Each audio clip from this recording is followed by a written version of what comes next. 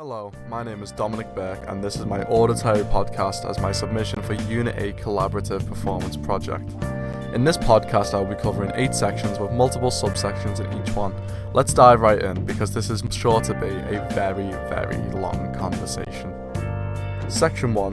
What is devised theatre? Devised theatre is honestly every piece of theatre that you've ever witnessed in your life. Devised in terms of theatre means to create a piece of theatre from scratch, and when you really think about it, that falls into every category of every single production. Some pieces you see on stage are stage productions of books, films, and sometimes even concept albums, but some are completely original stories built from the ground up to create a new experience for audiences. This begs the question, why is devised theatre so important? I believe the ability to devise is your most important skill as an actor. This type of theatre demands creativity and innovation. People use this skill to make others cry, to laugh their heart out, to make people think about real issues in society, and to create social change. Devising is single-handedly your most valuable skill as an actor because without the urge and motivation to push yourself into researching new topics and be able to birth emotions from audiences through words and actions that you created yourself, then you are left following other people's words and their notions, leaving you completely voiceless. Speaking of voiceless, Section 2. Redacted Theatre Company. When starting off our brand new component, Head of Acting Edward Pinner shocked the entire course as acting students who had previous experience in GCSE level acting. When doing the devised component, you are typically handed a stimulus. A stimulus in the context of acting is quite literally everything you can possibly think of. You can be given anything as a stimulus and then told to create a piece of theatre based around the stimulus. This can range anywhere between a conference room desk with people sitting around it to a purple elephant outcasted by all the normal elephants for his unusual colour, and through the power of friendship discovers what makes him unique is what makes him lovable. That's not a bad idea, actually. I'll be right back. Anyways, purple elephants aside, Ed told us that our stimulus was for this devised component was, you are a theatre company. We were told to interpret this however we wanted, but we would have to first create a theatre company, then create our company values, and then create 3 pitches to pitch to the quote-unquote Ardport, aka Ed and Louise. Section 2B, the creation of Redacted. I'll be the first and last to say our first few lessons as a company was not the greatest and most smooth sailing process as it could have been. Most of the people were quick to realise that a lot of us are very stubborn people and only want to do a performance in their own respective favourite genres. One thing as a company that united us, however, was the dark and horror themes. We were all collectively inspired by the theatre practitioner Artwood and his theatre style of cruelty. At first this gave us the idea of a murder mystery, but then shortly realised within the time frame of 20 minutes, a murder mystery would be super difficult to create an engaging play about, as there's no time to build a proper connection with the characters that are on stage. A unique idea was birthed from the suggestion though. We created the idea of purposely misleading our peers into believing we were making a play about an entirely different topic, and then shocked them with an Artwood inspired murder mystery. And then after that rehearsal, the next day we all came in and sat down, and then I realised that what we were doing was hiding a piece of information and encrypting it by covering up with another piece of information. After this epiphany, I came up with the name and the logo of Redacted Theatre Company. Section 2C. Who are Redacted? Redacted Theatre Company are comprised of 7 members, including yours truly. From previous components, this was 3 members from Class 1A, 2 members from Class 1B, and 2 members from Class 1C. The plays we did for the ensemble component highlighted the strengths of each actor for the new devised component. There was Jess Eccleston, Amelia Blundell, and Layla Crane who worked in the play When They Go Low, a punk feminist play that sends the notion of the underlying sexism in our education system that still faces no consequence to this day. There was me and Mia Peters in the production of The 39 Steps, which was a satire comedy set in post-World War I of how the protagonist Richard Hannay will stop the Nazis led by Professor Jordan. And of course Callum Martindale and Ruby Adams in the production of I Love You Mum, I Promise I Won't Die, which was an excruciatingly depressing verbatim performance of how a young lad from England overdosed on ecstasy and died as a result. The different performances all of us, so the actors had just come from, had really shined through on who we were as a theatre company. The powerful message to send to an audience was birthed from the members of When They Go Low.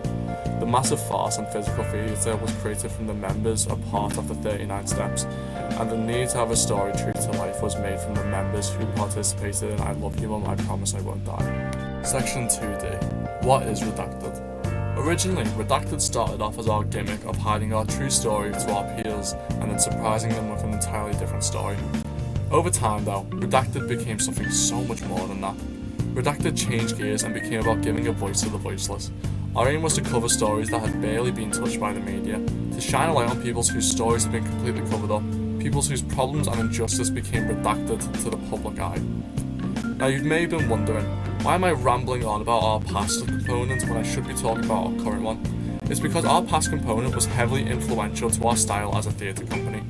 Through our past performances and skills, we have gained, through those performances, our theatre company's styles of mix of naturalism, physical theatre, farce, cruelty, ensemble and verbatim.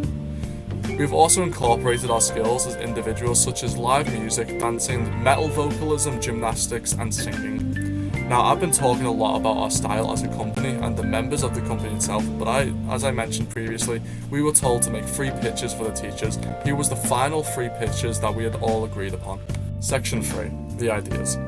As a company studying under mainly Stanislavski's Theatre of Naturalism, Berkoff's Total Theatre, and Artaud's Theatre of Cruelty, we were inspired primarily by the grim topic of serial killers.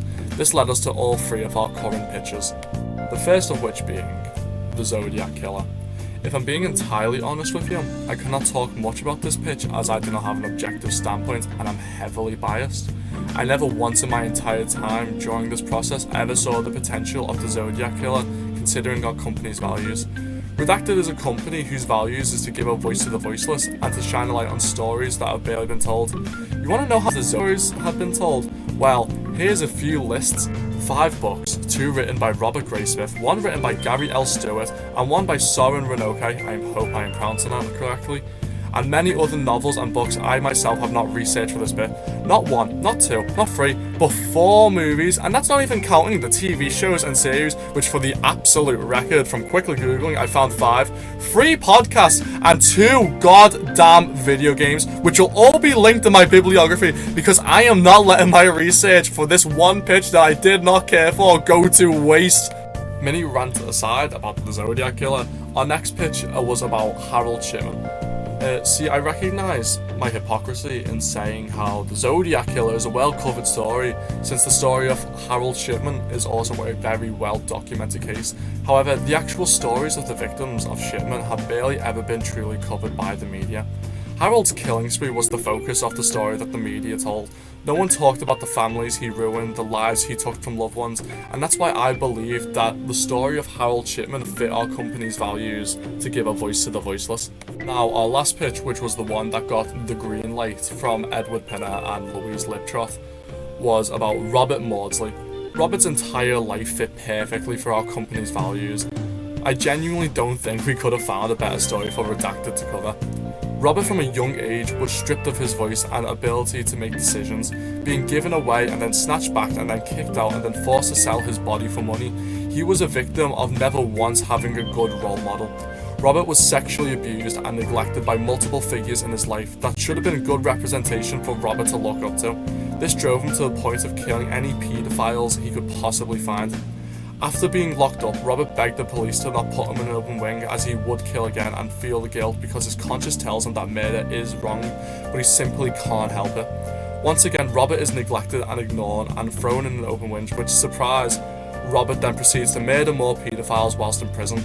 This is such an interesting take on our company's values, since Robert, being the actual serial killer, was the victim of his own story. A man who was stripped of his own free will and was the byproduct of his environment and nature. A story of a man who was truly, truly voiceless. Our company has taken this story and thrown our own stylistic interpretations in to tell the story of Robert's life, to finally make his story heard and to shine a light on the multiple accounts of injustice across his experiences, to make his stories no longer redacted. Section 4. Research. So far, I have spent most of my free time since early January researching into the stuff I had never heard about or didn't know too much about. The number of topics I have researched for this project alone genuinely does surprise me.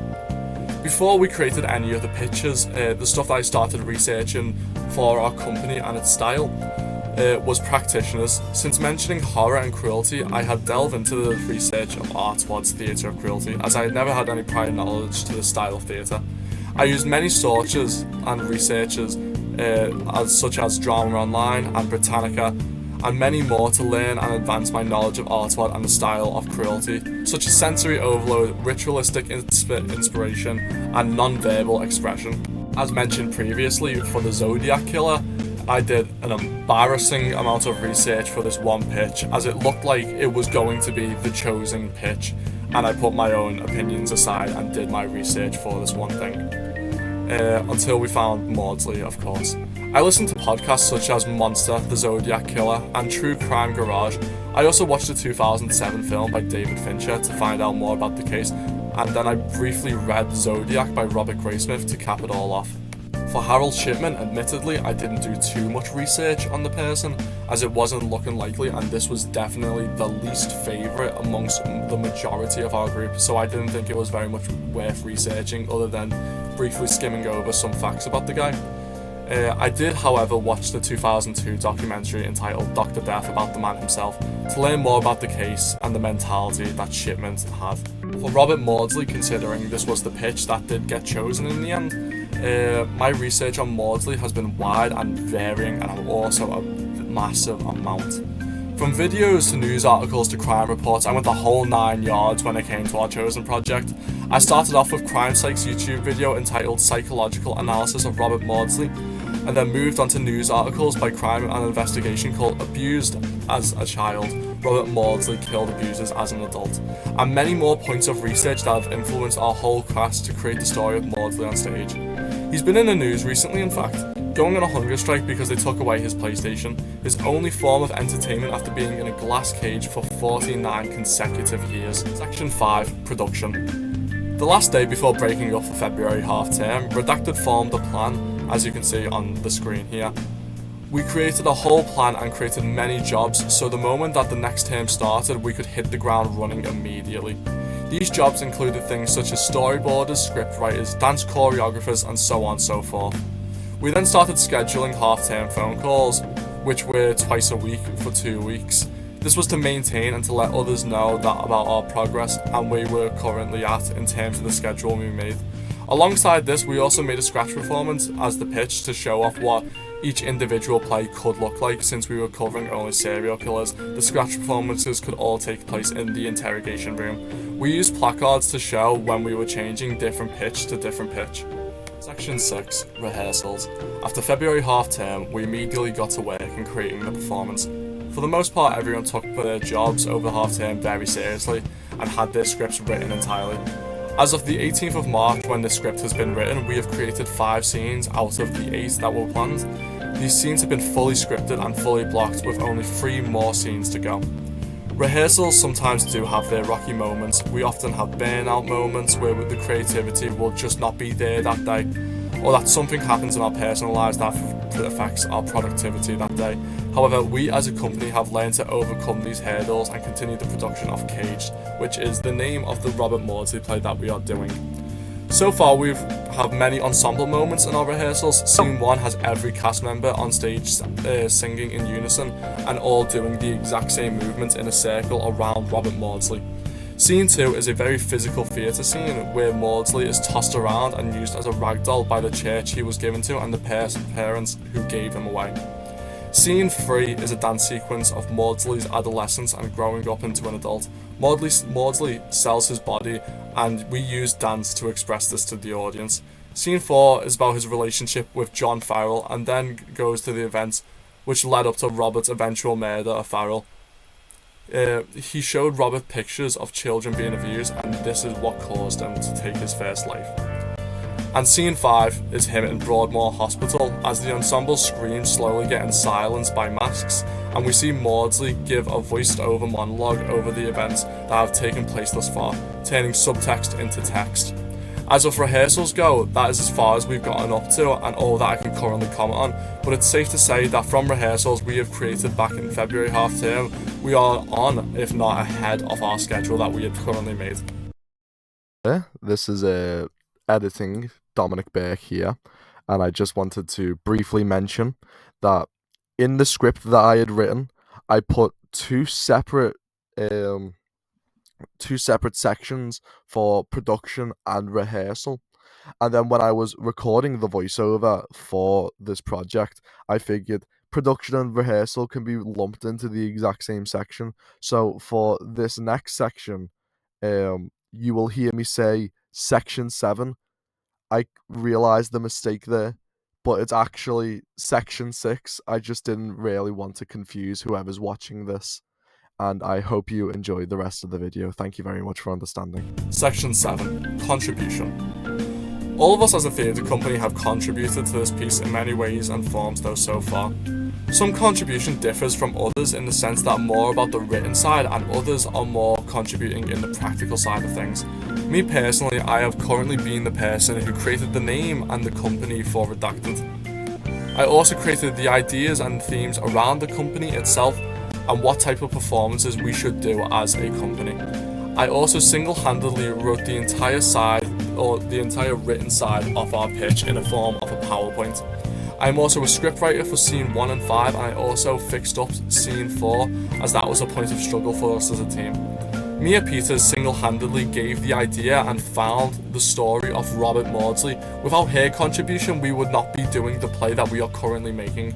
Mia also storyboarded the entire piece, which helped us a lot in our visions, and is also the scriptwriter for scene 4 and 7. Jessica Eccleston currently partnered up with Mia in her help with the storyboard, the entirety of our chosen performance.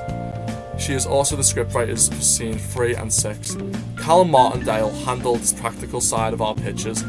He is the main director for all our current scratch performances and helped boost team morale when tensions have been raised in the past. Amelia Blundell has been our dance choreographer so far, which most scenes have been about dance. So on the practical side of things, her ability to dance has been a massive skill that we have utilised in our rehearsal process. Layla Crane is also the scriptwriters for scene 2 and 8 and did most of the research for the Zodiac killer.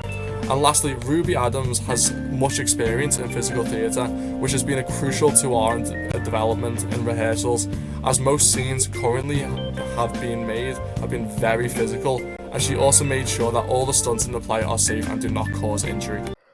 Hello there. As of recording this is currently the 4th of April 2025, and the day of submission for this component.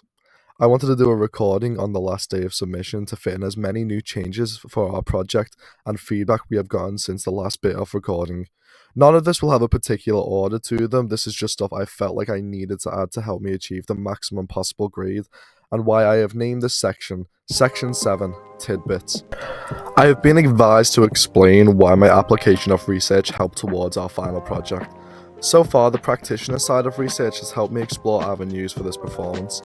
A quote from Artwad himself from what I found on the website That Drama Teacher. A theatrical experience shakes the calm of senses and liberates the compressed unconscious and drives towards a kind of potential revolt. This helped me develop the performance by giving me the idea for the ending of scene 4. The inspiration of exploiting the senses had me envision the murder of John Farrell by using strobe lighting and loud noises to overload the senses. Research into Berkhoffian elements used in our piece, such as in our first scene when all the ensemble spread out into grotesque movements, couldn't have been done without my research into Berkhoff. I found this quote on using Quizlet placards, which was, "Art should be limitless, the deepest core of our being. We need to expose the demons and we may find something unexpected." This helped me develop scene 1 and direct the others in the scene into being limitless. Using Berkhoff's total theatre in the scene impacted the horror element of our play by the use of grotesque movements, flailing the arms around and using a wild gait.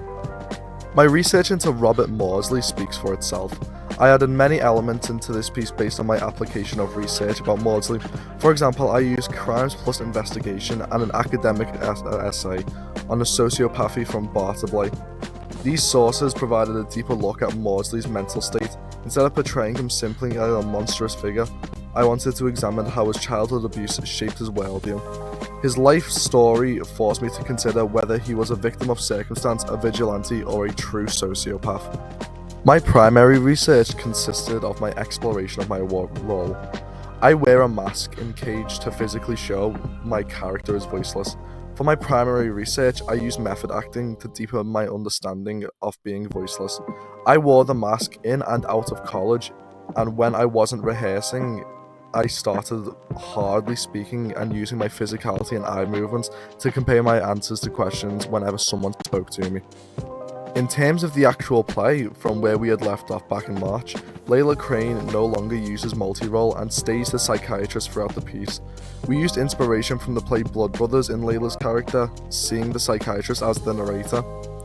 Our play needed a way to turn our interpretive dance's symbolism into a way of explaining the events of Maudsley's life, and the psychiatrist proved to be a great anchor point to explain our audience to the events of Maudsley's life and why he did what he did.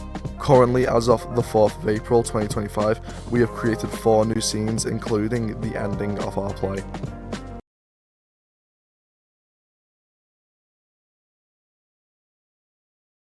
Scene 6 was about David Francis's murder in prison. David was a convicted paedophile, and when Maudsley learned about this, he acted immediately with the help of David Cheeseman. Maudsley and Cheeseman tortured Francis for 7 straight hours before hanging him to death.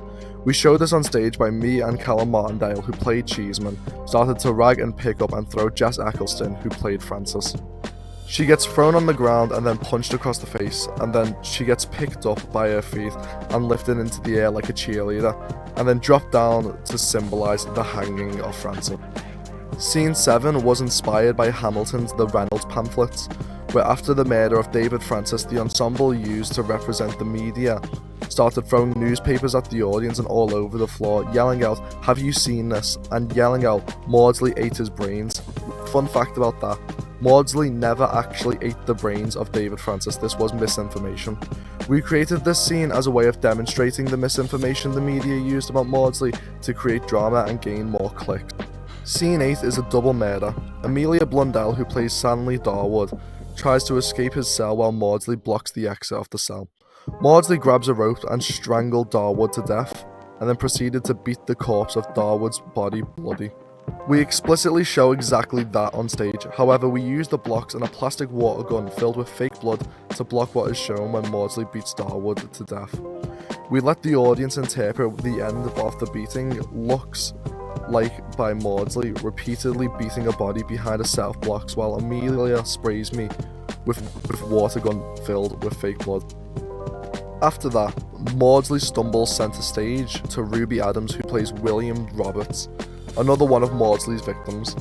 We use stage combat between these two characters, and the scene ends with Maudsley repeatedly bashing the head of Roberts against the blocks that are currently on stage. Scene 9 mirrors scene 1. We are back in the cage at the beginning, and the psychiatrist does a monologue about how Maudsley is a product of his environment and abuse as a young man.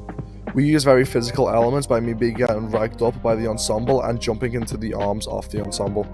The end of the play consists of the ensemble all leaving the stage. Maudsley is on his own in centre stage for the first time.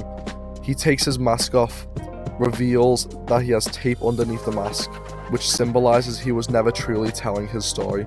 He finally opens his mouth to say his first line of dialogue and then proceeds to get cut off by the blackout. Section 8. Reflection. In our current state, I have much to reflect upon as not only an actor, but a director and a devising student. This component has proven to be extremely challenging at times, and there have been moments where I have needed to improve upon. During the start, I barely threw my opinion out there and needed to warm up to our brand new cast members. In fact, the very first lesson we had as a devised cast, I never even spoke an entire word. This shows me how much I need to work on my people skills and the ability to assert myself in brand new circumstances. I have pushed myself creatively in being the main writer across the entire process, as I have written more scenes than most and written down the entire pitch which we had shown to directors. However, in future I should very much seek help from my entire cast and include them in the written and decision making for stuff like the theatre company values and the kind of stuff that they are going to be reading out in front of the directors. Here are 6 entries from my reflective journals during our rehearsal processes. On the 16th of January, I wrote down that currently all pitches have been scrapped. Many people have left the room in complete frustration as we are 2 weeks into the devising component and are now starting completely from scratch. We have resorted to getting a teacher in to mediate the discussions and to give everyone a voice in the process. Being suggested that we have to start thinking about stories that are local to Liverpool or Liverpool adjacent. On the 13th of February, we made last minute additions to the pitch PowerPoint, rehearsed our scenes which we are using for the start of the entire pitch, decided who's reading what on their own respective slides, added the redacted logo glitching video as a PowerPoint as a backdrop, performed pitch and sold the idea of redacted. Teachers seemed to love it, deeming us as the most likely to actually get funding from the arts board, started planning for future rehearsals and made a job list of everyone's roles over our half term. On the 5th of March, started getting the piece from theory to actual practical rehearsals. Script for scenes 1 was written, blocking for scene 1 has been made, established our style from the very first scene, stayed true to our company's values immediately, started work on scene 2 with scripting, started choreographing the very beginning of scene 2. March 12th, hit a roadblock with scene 4, can't exactly seem to get the scene right and, engage the audience and stage it in a way that's interesting. Looks very static and calms the whole piece down from dancing. Scripting feels awkward as to go from dancing into a naturalistic dialogue seems very strange.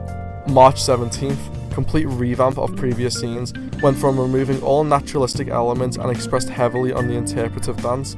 Changed scene 4 entirely. Scene 4 became more about stylistically showing other people speaking on behalf of Robert instead of Robert ever getting a line of dialogue. Scene 5 became blocked and reviewed by peers with positive feedback.